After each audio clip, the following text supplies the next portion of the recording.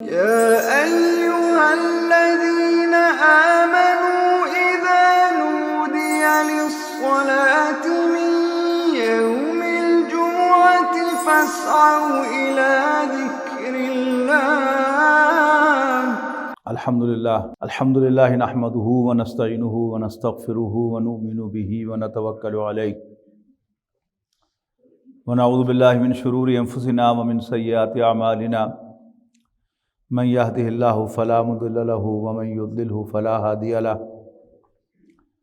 ونشهد ان لا اله الا الله وحده لا شريك له ونشهد ان سيدنا محمدا عبده ورسوله ارسله بالهدى ودين الحق ليظهره على الدين كله وكفى بالله شهيدا فصلى الله عليه وسلم تسليما كثيرا كثيرا اما بعد فاعوذ بالله من الشيطان الرجيم بسم الله الرحمن الرحيم يريدون ليطفئوا نور الله بأفواههم والله متم نوره ولو كره الكافرون هو الذي ارسل رسوله بالهدى ودين الحق ليظهره على الدين كله ولو كره المشركون۔ محترم بزرگوں، دوستوں، عزیزوں اور بھائیوں، پچھلے کئی اجتماعات جمعہ میں دجال کے بارے میں گفتگو ہوئی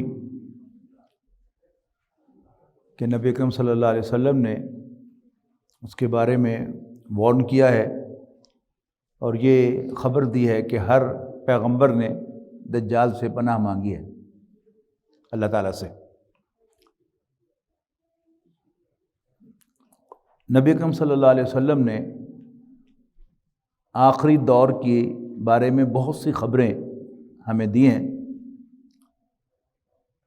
کچھ جنرل خبریں ہیں کہ کیا کیا ہونے والا ہے۔ ایک حدیث میں نبی اکرم صلی اللہ علیہ وسلم نے 5 ادوار کا ذکر کیا ہے اپنی امت کے۔ پہلا دور نبوت کا دور ہے اور یہ دور رہے گا جب تک اللہ چاہے گا، یعنی نبی اکرم صلی اللہ علیہ وسلم حیات رہیں گے، اپنی امت کی خود قیادت کریں گے جب تک اللہ چاہے گا۔ اشارہ تھا کہ نبی اکرم صلی اللہ علیہ وسلم کے وصال تک یہ دور چلے گا۔ اس کے بعد خلافت علی منہاج النبوہ آئے گی، نبوت کی طرز پر خلافت۔ اس کو ہم عام زبان میں خلافت راشدہ کے نام سے جانتے ہیں کہ نبی اکرم صلی اللہ علیہ وسلم کے بعد خلافت راشدہ قائم ہوگی۔ اس کے بعد ملکن عادن کا ذکر آیا ہے، نبی اکرم صلی اللہ علیہ وسلم آیا کہ خلافت راشدہ بھی اس وقت تک رہے گی جب تک اللہ چاہے گا۔ اس کے بعد پھر ملکن عادن، کاٹ کھانے والی مملکتیں وجود میں آئیں گی۔ یہ پھر خلافت راشدہ کے بعد کا جو دور ہے، بنو امیہ کا دور، بنو عباس کا دور، پھر اس کے بعد خلافت عباسیہ کا دور ہے، وہ بھی اس کے اندر داخل ہو جاتا ہے۔ اس کے ساتھ ساتھ چوتھا دور نبی اکرم صاحب نے فرمایا ہے کہ ملکن جبریًا، جبری حکومتیں قائم ہو جائیں گی۔ یہ غالباً کولونیل دور ہے کہ جب پورا عالم اسلام مغرب کے زیر نگیں آ گیا اور انہوں نے یہاں پر اپنی نو آبادیاں، اپنی کالونیز قائم کر لیں۔ یہ ذہن میں رکھیے گا کہ نبی اکرم صلی اللہ علیہ وسلم کے الفاظ تو محترم الفاظ ہیں، ان میں تبدیلی نہیں ہو سکتی، لیکن وقت کے ساتھ ساتھ ان الفاظ کی ڈیفرنٹ انٹرپریٹیشنز ہمارے سامنے آئیں گی تو ان کی کوئی نہ کوئی توجیہ ہوگی، کوئی اس کی تشریح ہوگی، اس میں اختلاف ہو سکتا ہے۔ وہ ظاہر ہے کہ وہ غیر نبی انسانوں کی توجیہ ہے، ان کی انٹرپریٹیشن ہے جس میں غلطی کا امکان موجود ہے۔ تو یہ جسے ملکن جبریہ کہا نبی صلی اللہ علیہ وسلم، جبری حکومتیں، تو غالباً علماء نے اس سے مراد لیا ہے کہ یہ جو کولونیل دور تھا یہ پھر اس کے بعد ہے۔ اس کے بعد پھر 5واں دور آپ نے فرمایا ہے کہ ثم تکون خلافتاً علی منہاج النبوہ، پھر دوبارہ نبوت کی طرز پر خلافت قائم ہوگی۔ اچھا، اس کا تھوڑا سا نقشہ طالبان نے قائم کر کے دکھایا ہمیں ایک مرتبہ، لیکن ان سے حکومت چھین لی گئی۔ اب دوبارہ اللہ تعالیٰ نے ان کو موقع دیا ہے، اللہ تعالیٰ اگر چاہے گا ان کی مدد کرے گا تو وہ اس کو سسٹین کر سکیں گے، اور پھر اس کے بعد پھر یہاں سے ایک ایکسپینشن کا کام جو ہے وہ شروع ہوگا۔ اب اس کو اگر جغرافیائی اعتبار سے آپ افغانستان کو اپنے ذہن میں لائیں تو افغانستان کے مشرق میں پاکستان واقع ہے، اور اس کے مغرب میں ایران واقع ہے، ایران کے بعد عراق ہے، عراق کے بعد پھر ترکی اور فلسطین وغیرہ یہ سارے علاقے جو ہیں وہ اس کے بعد ہیں۔ حضرت مہدی کا کچھ تذکرہ ہوا تھا، کچھ میں آج کروں گا انشاءاللہ۔ یہ ایک مسلمان لیڈر ہوں گے کہ جن کی قیادت میں عالم اسلام جنگ کرے گا مغرب کے ساتھ، یورپ کے ساتھ، بنی اسرائیل کے ساتھ۔ ان کو مدد پہنچے گی خراسان سے۔ نبی اکرم صلی اللہ علیہ وسلم کا خراسان دوست دور کا وہ آج کا افغانستان ہے، اور ہمارا جو پشتون بیلٹ ہے، ہمارا نارتھ ویسٹ، یہ بھی اس وقت کا خراسان ہے۔ اور یہ جو ترکستانی ریاستیں آزاد ہوئی تھیں روس کے تسلط سے، یو ایس ایس آر کے ٹوٹنے کے بعد، ان کا کچھ حصہ جو ہے وہ بھی اس خراسان میں شامل ہے۔ اور پھر ایران میں اس نام سے ایک صوبہ بنا لیا انہوں نے جس کا نام خراسان ہے۔ اب یہ بھی امکان ہے کہ یہ بھی اس میں شامل ہو، لیکن یہ بھی امکان ہے کہ ان احادیث کی روشنی میں، اس لیے کہ یہ حدیث جو نبی کریم صلی اللہ علیہ وسلم کی زبان مبارک سے نکلی ہیں، یہ تمام چیزیں جو ہیں پچھلی کتابوں میں، تورات و انجیل میں اور اس طرح جیسے ہماری احادیث کی کتابیں ہیں، یہ بھی ان کے پاس جو ہے وہ انفارمیشن موجود ہے۔ اس کا مقابلہ کرنے کے لیے انہوں نے خراسان جو ہے اس کو وہاں پر گھڑ لیا ہو کہ یہ خراسان ہے، نہ وہاں سے کچھ ہوگا نہ ایسا ہوگا۔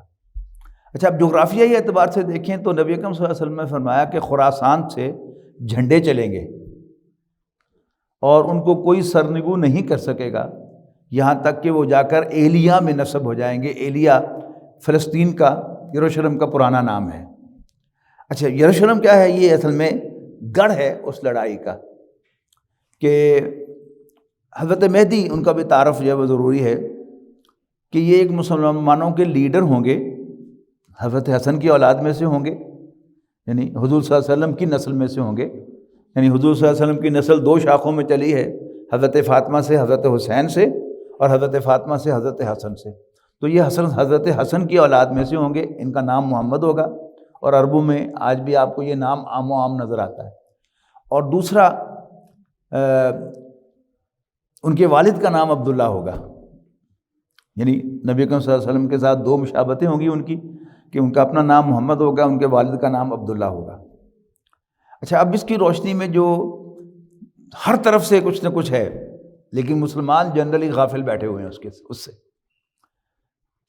ہمارے یہاں ایک مفتی ہیں فیصل آباد کے، وہ عمرے کے لیے گئے اور وہ اپنے ایک کزن کے پاس ٹھہرے ہوئے تھے مکہ مکرمہ میں، اور ان کا وہ کزن جو تھا وہ جس کمپنی میں کام کرتا تھا اس کے سردار جو تھے وہ ہاشمی تھے، بنو ہاشم میں سے، یعنی گویا کہ وہ بنو ہاشم کا سردار تھا۔ تو باتوں باتوں میں تذکرہ ہوا کہ جی میں بنو ہاشم کا جو سردار ہے میں ان کے پاس ملازم ہوں۔ تو انہیں خواہش ظاہر کی کہ یار اس سے ملوا ہی دو۔ تو انہیں اپنے امپلائر سے جا کر بات کی، ان کے کزن نے، تو انہوں نے پوچھا کہ کس لیے ملنا ہے؟ انہوں نے کہا جی ویسے بس ایک شرف ملاقات حاصل کرنا چاہتا ہوں۔ تو انہوں نے کہا کہ پھر حرم میں مل لیں مجھ سے، اس لیے کہ ظاہر جو سرویلنس ہے عرب ممالک میں جس طرح سے ہوتی ہے، پتہ نہیں آپ کو اس کا اندازہ ہے کہ نہیں ہے، کہ جو خاص لوگ ہیں ان کی سرویلنس ہوتی ہے، عام لوگوں کی بھی کافی سرویلنس ہوتی ہے، لیکن خاص لوگوں کی زیادہ سرویلنس ہوتی ہے۔ تو انہوں نے کہا حرم میں مل لیں، تو انہوں نے حرم میں ان سے ملاقات کی۔ تو وہاں اس ملاقات میں وہ ہاشمی سردار نے ان کو بتایا کہ ہمارے کوئی 1500 کے قریب نوجوان وہ آل سعود کی کسٹڈی میں ہیں، قید نہیں ہے ایز سچ، ان کی کسٹڈی میں ہیں، جو بھی بنو ہاشم کا نوجوان ذرا ریلیجس مائنڈڈ ہو تو وہ اس کو سعودی خاندان جو ہے وہ اس کو اپنی گرفت میں لے کر ان کو آئسولیٹ کر دیتا ہے. ان کو باقی ساری فیسلٹیز جو ہیں وہ رہتی ہیں، ٹی وی ان کو ملتا ہے، وظیفہ ان کو ملتا ہے، جو چیز بھی انہوں نے منگوانی ہو وہ منگوا سکتے ہیں، لیکن بہرحال وہ آزاد نہیں پھر سکتے. یعنی تیاری کس بات کی کہ وہ مہدی جو ہے اس کو انہوں نے نہیں آنے دینا. بہرحال اللہ تعالیٰ کی جو پلاننگ ہے وہ ہو کے رہتی ہے. وہ کیسے ہوں گے کیسے نہیں ہوں گے، میرا اپنا جو اندازہ ہے کہ وہ ہوں گے پاک باز شخص، لیکن بہرحال ایک عام سے نوجوان ہوں گے کہ بہت زیادہ ریلیجس مائنڈڈ نہیں ہوں گے، تو اللہ تعالیٰ بس ان کو سنبھال کے رکھے گا اور دشمنوں کی دسترس سے بچا کے رکھے گا، اور وہ ایک دم ظاہر ہوں گے. اس کی ظہور کا بھی نبی اکرم صلی اللہ علیہ وسلم نے خبر دی ہے کہ جب مسلمانوں پر مصائب کے پہاڑ ٹوٹنا شروع ہوں گے تو ایک مرتبہ وہ حتیم میں بیٹھے ہوں گے اور مسلمان علماء جو ہیں ان سے درخواست کریں گے کہ آپ امت کی قیادت سنبھالیں. وہ معذرت کریں گے اور پھر وہاں سے غائب ہو جائیں گے اور مدینہ منورہ میں جا کر آباد ہو جائیں گے. اب مکہ مکرمہ خانہ کعبہ ایک ایسی جگہ ہے جہاں مسلمان جو ہے اگر وہ جا سکتا ہو وہاں تو کچھ عرصے کے بعد اس کا جی چاہتا ہے کہ میں حرم میں حاضری دے کے آؤں اور خانہ کعبہ کا طواف کر کے آؤں. ایک دفعہ پھر کچھ عرصے کے بعد وہ نظر آئیں گے خانہ کعبہ میں، تو مسلمان جو علماء ہوں گے، زعماء ہوں گے، مسلم قیادت، وہ ان سے تقاضا کرے گی کہ آپ امت کی قیادت سنبھالیں.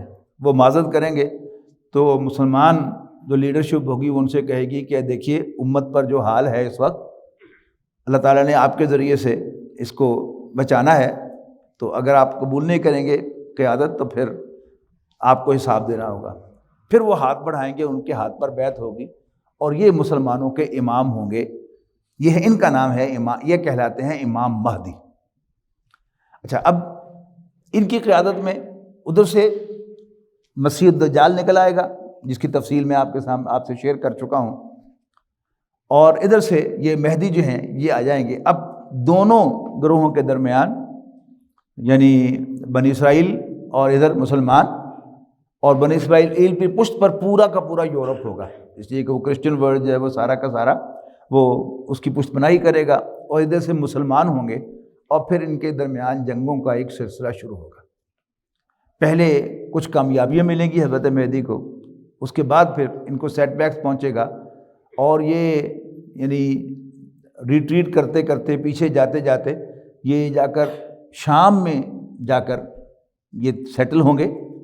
اور وہ زمانہ ہوگا کہ جب مسلمانوں کا امام ہی نماز کی امامت کرے گا، جیسے صحابہ کے دور میں تھا کہ مسجد نبوی میں جو امام ہوتا تھا وہ امیر المومنین ہوتا تھا، اور ہر صوبے میں جو صوبے کا گورنر ہے وہ نماز پڑھاتا تھا. تو وہی یعنی جو دنیا اور دین کی وحدت تھی کہ جو نماز کا امام ہے وہی ایڈمنسٹریٹر ہے، اور جو والی ہے گورنر ہے وہی امام ہے. یہ اس دور کی یاد تازہ ہوگی.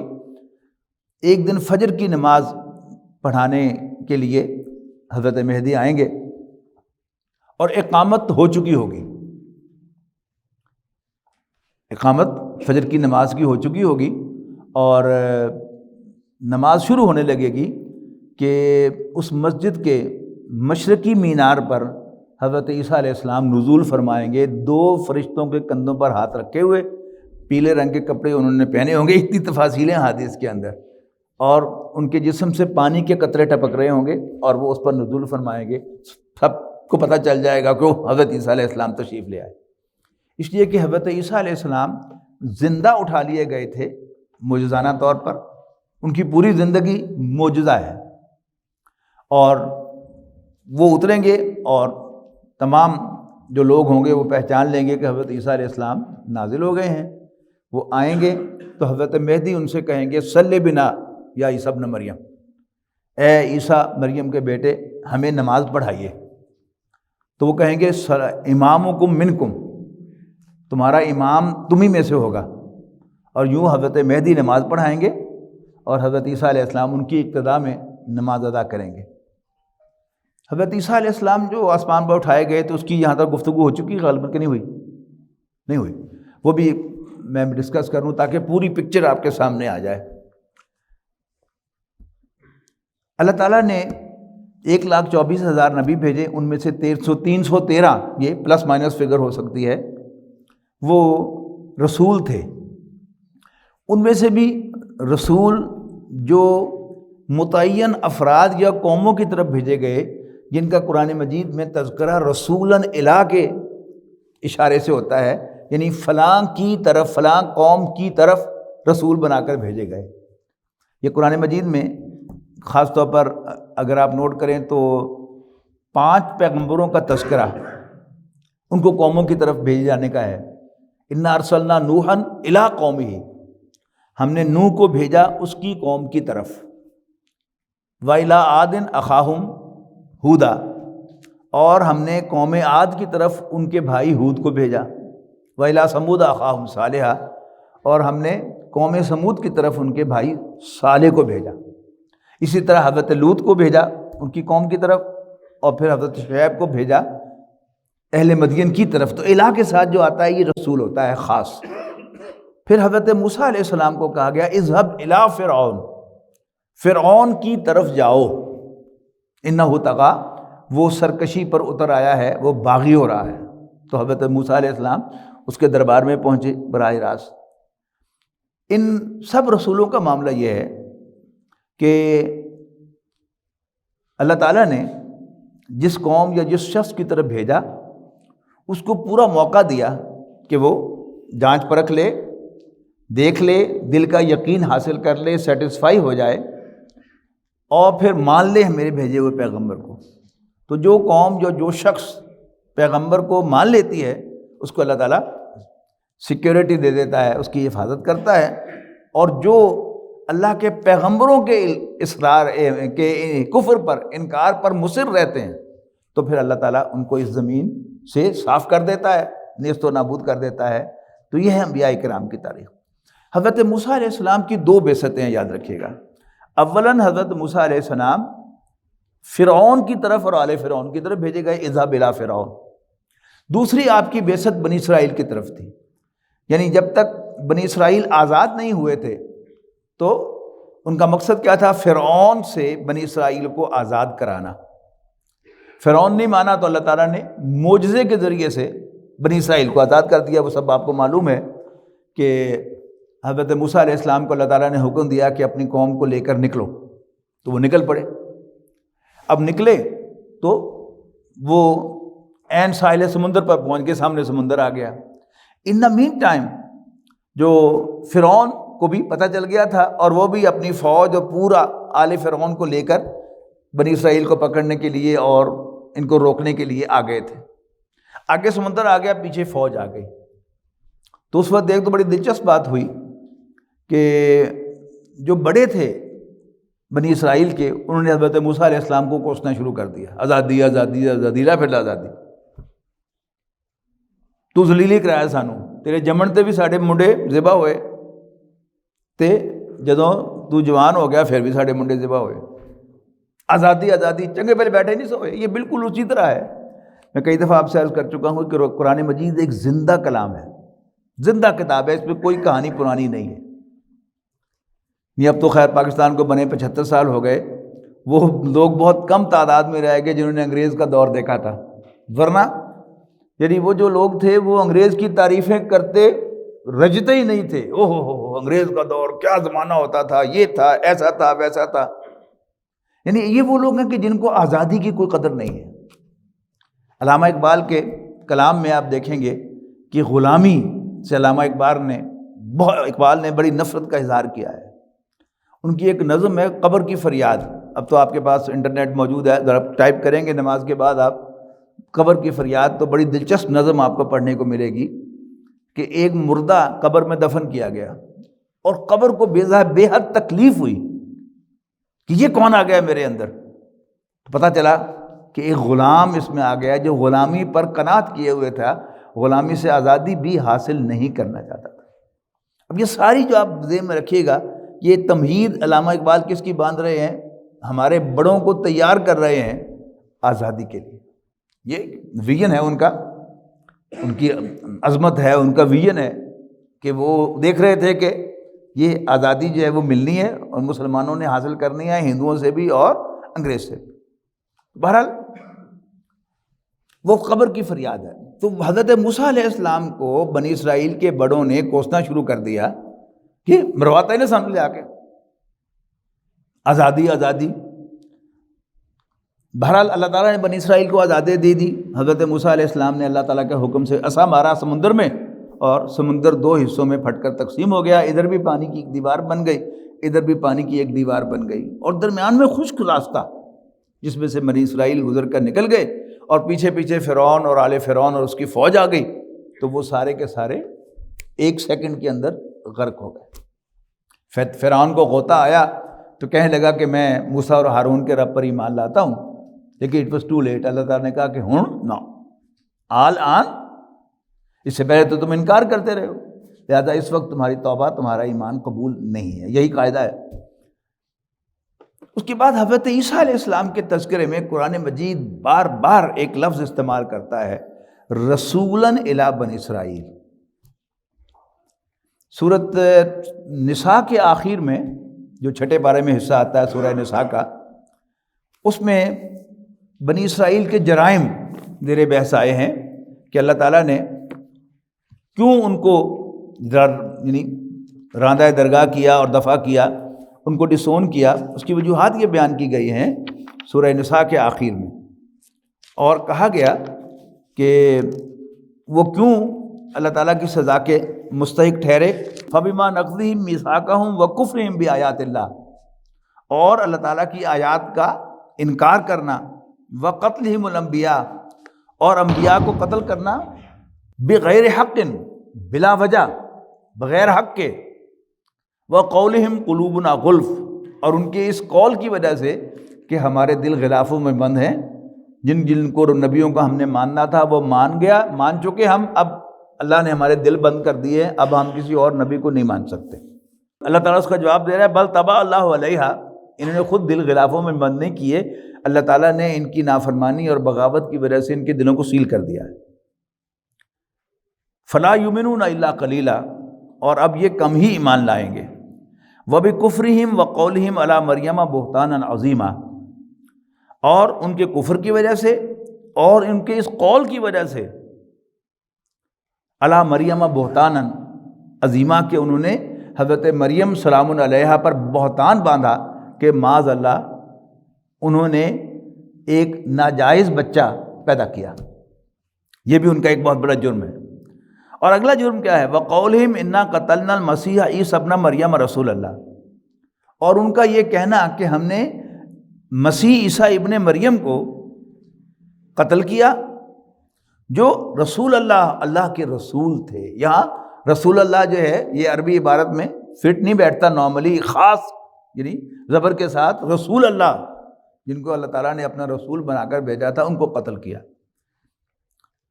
حضرت عیسیٰ علیہ السلام پیدا ہوئے حضرت مریم سلام علیہا کے بطن سے، جبکہ حضرت مریم سلام علیہا کنواری تھی۔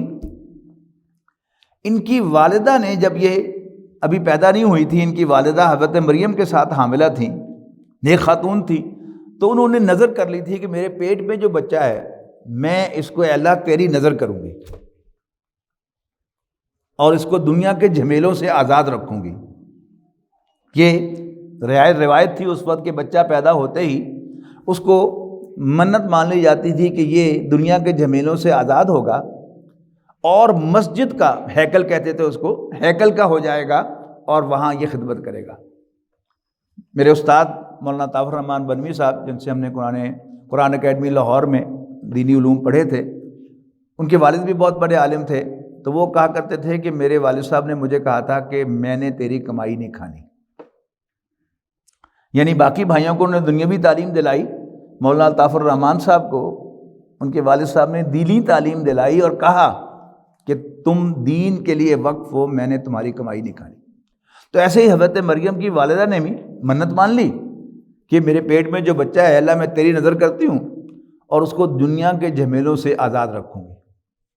لیکن جب ڈلیور کیا بچہ انہوں نے تو وہ لڑکی تھی، تو بڑا حیران ہو کر اللہ تعالیٰ سے کہا کہ اللہ میں نے تو ایک لڑکی کو جنم دیا ہے، لیکن وہاں فرمایا گیا کہ لیس الذکر کالانثیٰ، کوئی مرد بھی اس لڑکی جیسا نہیں ہے، خاص لڑکی ہے یہ۔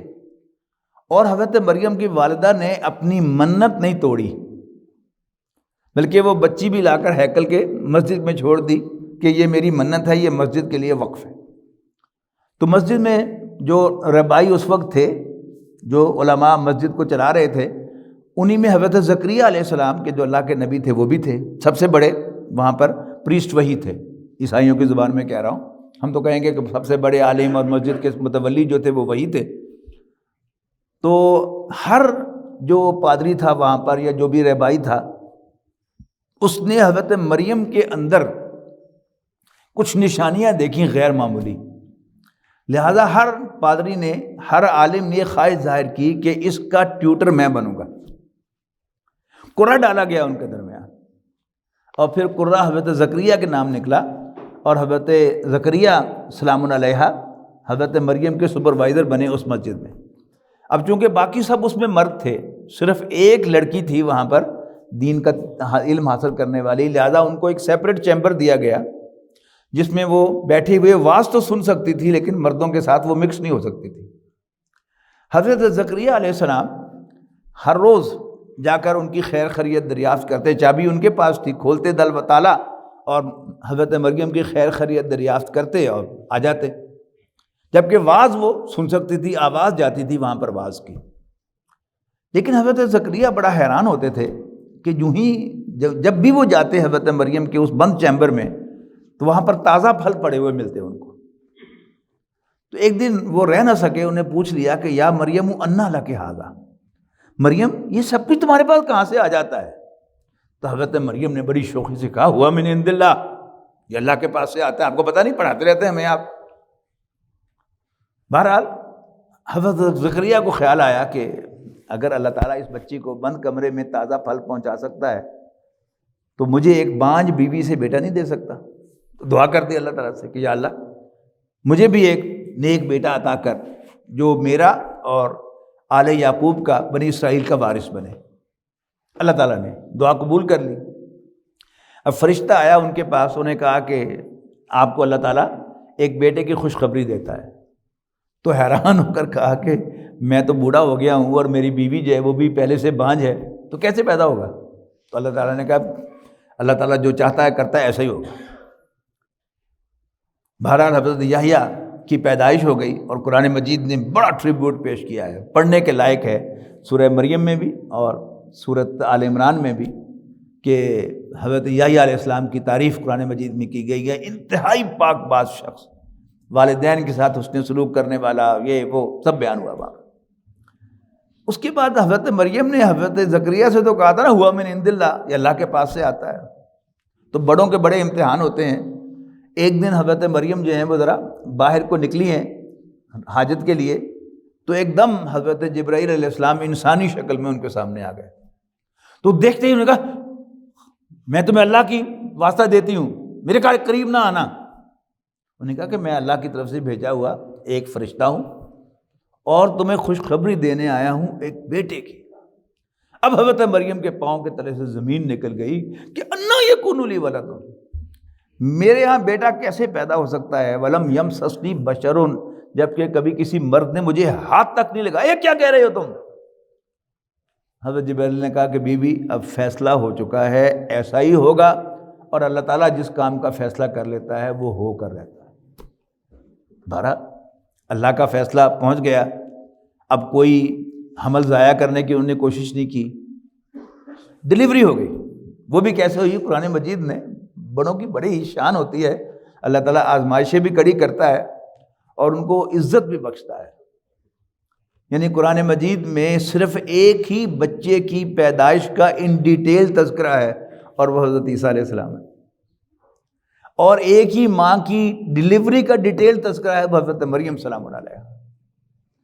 یعنی باقاعدہ مینشن کیا گیا کہ جو لیبر پینز تھی، درد ذہ، وہ ان کو پریشانی میں ایک کھجور کے سوکھے تنے کے پاس لے آئی، اور وہاں اس درد کے ساتھ انہیں حضرت عیسیٰ علیہ السلام کو جنم دے دیا۔ اب جنم دیا تو اب ظاہر بات ہے اس کے بعد پانی کی ضرورت ہوتی ہے، صفائی کے لیے بھی اور ظاہر ہے پینے کے لیے بھی۔ تو آواز آئی حضرت مریم کو کہ تو اپنے نیچے دیکھ، ہم نے ایک چشمہ جاری کر دیا تیرے لیے پانی کا، اور یہ جو سوکھا تنا ہے کھجور کا اس کو ہلا، تجھ پر تازہ کھجوریں گریں گی۔ اور واقعی یہ دونوں کام دیکھے انہوں نے، پانی ہے، اپنے جسم کی صفائی بھی کی اور پانی بھی نوش فرمایا، اور پھر اس کھجور کے سوکھے تنے کو ہلایا تو تازہ کھجوریں گرنا شروع ہو گئیں۔ یعنی حضرت عیسیٰ علیہ السلام ایک معجزانہ شخصیت ہے، معجزے ہی معجزے ہیں، معجزے ہی معجزے ہیں۔ اچھا، پھر یہ اجازت نہیں دی اللہ تعالیٰ نے کہ وہ کہیں دور دراز علاقے میں چلی جائیں اور وہاں کہتی رہیں کہ اس کا باپ فوت ہو گیا ہے یا اس کا باپ دبئی چلا گیا ہے، ایسی کوئی چیز نہیں۔ حکم کیا ملا کہ اس بچے کو لو گود میں and go to your own community, جہاں تجھے سب لوگ پہچانتے ہیں کہ تو مریم ہے، ہارون کی بہن ہے اور عمران کی بیٹی ہے۔ کہیں اب وہی ہوا جو ہونا تھا، یعنی جو جس کی زبان میں آیا اس نے کہہ دیا۔ اب ظاہر ہے حضرت مریم کے تذکرے میں قرآن مجید نے جو الفاظ کہے ہیں وہ تو ہم کہیں گے ہی صحیح، لیکن باقی وہ اپنے ذہن میں آپ جو ہیں وہ فٹ کریں گے کہ کیا کیا بکواس کی ہوگی انہوں نے۔ یا اخت ہارون، اے ہارون کی بہن، ما کانا ابوک امرأ سوء وما کانت امک بغیہ، نہ تو تیرا باپ کوئی برا آدمی تھا اور نہ تیری ماں کوئی بدکار عورت تھی، یہ تم کیا کر کے آئی ہو۔ تو اللہ تعالیٰ نے حضرت مریم کو حکم دے دیا تھا کہ تم کسی سے بات نہ کرنا، اگر لوگ تجھ سے سوال کریں تو تو کہنا کہ میرا روزہ ہے، چپ کا۔ یہ پہلی شریعت میں یعنی کھانے پینے سے گریز کے ساتھ ساتھ بولنے سے گریز بھی، اگر کوئی منت مان لے تو وہ بھی ہو جاتا تھا۔ تو اشارے سے کہہ دینا کہ میں روزے سے ہوں اور اس بچے سے پوچھ لیں۔ اب جب لوگ چیخ چیخ چک انہیں کھانے کو کاٹنے کو دوڑ رہے ہیں تو آگے سے بولنے ہی نہیں، تم بولتی کیوں نہیں؟ تو حضرت مریم نے اشارے سے کہا یوں بچہ گود میں ہے، اس بچے سے پوچھ لو۔ اب وہ اور زیادہ برہم ہوئے کہ کیف نکلم من کان فی المہد صبیا، ہم اس معصوم بچے سے کیسے بات کریں کہ جو ابھی گود کے اندر ہے۔ لکھتے میں کیا ہوا، حضرت عیسیٰ علیہ السلام بول ہی پڑے، انی عبداللہ، میں اللہ کا بندہ ہوں، آتانی الکتاب، اللہ نے مجھے کتاب عطا کی ہے، وجعلنی نبیا، اور مجھے نبی نامزد کیا ہے، اپنا نبی بنایا ہے۔ اور پھر میں اپنی وہ باتیں کہ جو قرآن مجید میں اللہ تعالیٰ کی طرف سے کہی گئی تھی حضرت یحییٰ کے بارے میں تقریباً وہی دوہرا دی، صرف اس فرق کے ساتھ کہ حضرت یحییٰ کے بارے میں فرمایا گیا تھا کہ برم بوالدیہ، اپنے والدین کا فرما بردار اور ان کی ٹیک کیئر کرنے والا۔ اور حضرت مریم چونکہ ان کا تو شوہر ہی کوئی نہیں تھا، حضرت مریم کا شوہر نہیں تھا، حضرت عیسیٰ کا باپ نہیں تھا، تو برم بوالدیہ، اپنی والدہ کا ساتھ نیک سلوک کرنے والا، اچھا سلوک کرنے والا حضرت عیسیٰ علیہ السلام نے اپنے آپ کو کہا۔ تو سب نے اپنی آنکھوں سے دیکھ لیا کہ پتہ چل گیا کہ یہ واقعی معجزانہ طور پر نازل ہوا ہے، پیدا ہوا ہے، اور یہ اللہ کا کل کو نبی بنے گا اور اس کو اللہ تعالیٰ کتاب عطا کرے گا۔ بات سیٹل ہو گئی۔ ایک اور معجزانہ چیز یہ ہوئی کہ حضرت عیسیٰ علیہ السلام نے بڑی ینگ ایج میں واز کہنا شروع کر دیا سینیگوگ کے اندر۔ سینیگوگ یہودیوں کی عبادت گاہ کو کہتے ہیں۔ اچھا، اب وہ جو سارے یہودی علماء تھے بڑے حیران تھے، بائبل میں الفاظ ہیں ہی اسپیکس ود اتھارٹی، یہ تو بڑے کانفیڈنس کے ساتھ اور بڑی اتھارٹی کے ساتھ بولتا ہے۔ لیکن جب حضرت عیسیٰ علیہ السلام نے واز کہنا شروع کیا تو انہوں نے ان یہودی علماء کے کچے چٹھے کھوجنے شروع کر دیے، ان کی ہیرا پھیریاں، ان کی فتویٰ فروشیاں، دین کے اندر جو تحریفیں انہوں نے کی تھیں تورات کے اندر وہ ساری کھولنی شروع کر دی۔ اب ہوئی تکلیف پھر علماء کو، انہوں نے کہا ایسی تیسی، لہٰذا انہوں نے جو ارینجمنٹ تھی رومن امپائر میں، پہلے اس کو سمجھ لیں کہ پیرلل دو کورٹ چلتے تھے۔ ایک تو رومن امپائر کے کورٹس تھے، یعنی سول عدالتیں بھی ہوں گی، فوجداری عدالتیں بھی ہوں گی، اور ساتھ ہی ساتھ ریلیجس کورٹس بھی چلتے تھے جن میں یہودی علماء جو تھے وہ ججز تھے، وہ کیسز کو لیتے تھے، سنتے تھے اور پھر فیصلے دیتے تھے۔ ارینجمنٹ یہ تھی کہ جو بھی سزا یہودی کورٹس کے اندر سنائی جائے گی اس کو ایگزیکیوٹ کرنے کی رومن امپائر پابند تھی۔ اچھا، اب علماء نے اپنی عدالتوں میں سو موٹیو ایکشن لے لیا حضرت عیسیٰ علیہ السلام کے خلاف۔ الزامات کیا لگائے؟ پہلے تو وہ بات جو پہلے اپنے کانوں سے سن چکے تھے، اپنی آنکھوں سے دیکھ چکے تھے حضرت عیسیٰ علیہ السلام کو ماں کی گود میں سے بولتے ہوئے اس سے پھر گئے، اور اثر نو حضرت مریم سلام علیہا پر بدکاری کا الزام لگا دیا، اور حضرت عیسیٰ علیہ السلام کو معاذ اللہ باسٹرڈ قرار دے دیا۔ اچھا، اور دوسرا حضرت عیسیٰ علیہ السلام نے جو معجزات دکھائے، یعنی معجزات کے بھی ماسٹر تھے حضرت عیسیٰ علیہ السلام، یعنی اللہ تعالیٰ نے ان کو از سر تا پا، پیدائش سے لے کر یعنی ان کی وفات تک معجزہ بنایا ہے۔ اچھا، اب کیا ہوا کہ انہوں نے لوگوں سے کہا کہ میں اللہ کا رسول ہوں، اور ثبوت کے طور پر انہوں نے بہت سی چیزیں کر کے دکھائیں۔ مثلا ایک آدمی کو کھڑے ہوئے بتاتے تھے تم کیا کھا کے آئے ہو، یعنی بغیر الٹرا ساؤنڈ کے اور بغیر کسی اور ٹیسٹ کے، ایکس رے کے، بتاتے تھے تم کیا کھا کے آئے ہو، اور یہ بھی بتاتے تھے تمہارے گھر میں کیا پڑا ہوا ہے۔ پھر نابینا پیدائشی، اس کی آنکھوں پہ ہاتھ رکھتے تھے اور کہتے تھے کہ اللہ کے حکم سے دیکھ، تو وہ دیکھنا شروع کر دیتا تھا، بینائی اس کی آ جاتی تھی۔ کوڑ، لیپروسی، لیپروٹک پیشنٹ کے اوپر جسم کے یوں ہاتھ پھیرتے تھے تو اس کی لیپروسی جو ہے وہ ختم ہو جاتی تھی، تندرست ہو جاتا تھا۔ اور قبرستان میں جاتے تھے، قبر کے سرانے کھڑے ہو کے کہتے تھے کم بِإِذْنِ اللہ، اللہ کے حکم سے کھڑے ہو جاؤ، تو قبر میں سے مردہ نکل کے کھڑا ہو جاتا تھا۔ اچھا، اب یہودی علماء نے ٹیکٹفلی کیا کیا، ان تمام، حالانکہ وہ بالکل واضح طور پر پہچانتے تھے کہ یہ معجزات ہیں، لیکن بہرحال جب انسان ضد پہ اتر آتا ہے تو پھر اس کی کوئی حد نہیں ہوتی، تو انہوں نے ان تمام معجزات کو جادو قرار دے دیا کہ یہ جادوگر بھی ہے، یعنی معاذ اللہ ان پر وہ الزام کہ یہ بغیر باپ کے پیدا ہوئے ہیں، معاذ اللہ ان کی والدہ نے کوئی بدکاری کی ہے، یہ الزام بھی لگایا اور جادوگر بھی قرار دیا۔ اور شریعت موسوی کے اندر، تورات کے اندر جادو کفر تھا، لہذا ان دو الزامات کی بنیاد پر حضرت عیسیٰ علیہ السلام کے خلاف مقدمہ چلایا اور ان کو سولی کی سزا دے دی۔ یہ سولی جو ہے یہ بھی اچھی طرح سمجھ لیجئے کہ یہ کیا چیز ہے، یہ پھانسی نہیں ہے، یہ ایک پرانی سزا ہے۔ اگر آپ نے عیسائیوں کا وہ جو ہوتا ہے نا کراس جو ہوتا ہے، کہ ایک لمبی بار ہے، اوپر جا کر ایک چھوٹی بار ہے جو اس کو کراس کرتی ہے، اس کو کراس کہتے ہیں۔ ہوتا یہ تھا کہ کسی شخص کو لا کر اس پھٹے کے اوپر لٹایا جاتا تھا، اور وہ جو ہاریزونٹل بار ہے اس کے اوپر اس کے بازو رکھے جاتے تھے، اور پاؤں میں اور بازوؤں میں لمبے لمبے کیل گاڑ دیے جاتے تھے۔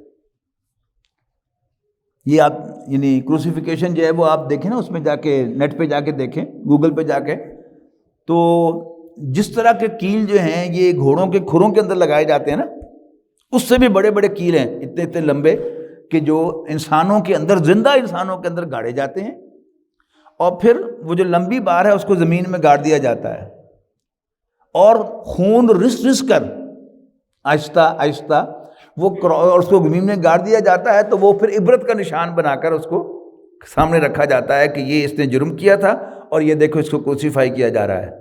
اور آپ وہ دیکھیں گے نیٹ پہ، بلکہ آپ کسی بھی چرچ کے پاس سے گزرے تو وہاں پر وہ تصویر حضرت عیسیٰ علیہ السلام کی یا ان کا مجسمہ نظر آتا ہے کہ حضرت عیسیٰ علیہ السلام یوں کر کے پڑے ہوئے ہیں، ان کا سر لٹک گیا ہے، یعنی روح کے قبض ہو جانے کے بعد، ہاتھ بھی ان کے کیلوں کے ساتھ گاڑے ہوئے ہیں لکڑی کے اندر، ان کے پاؤں بھی لکڑی کے اندر گاڑے ہوئے ہیں۔ یہ کروسیفیکیشن ہے، تو یہ سزا انہوں نے سنا دی۔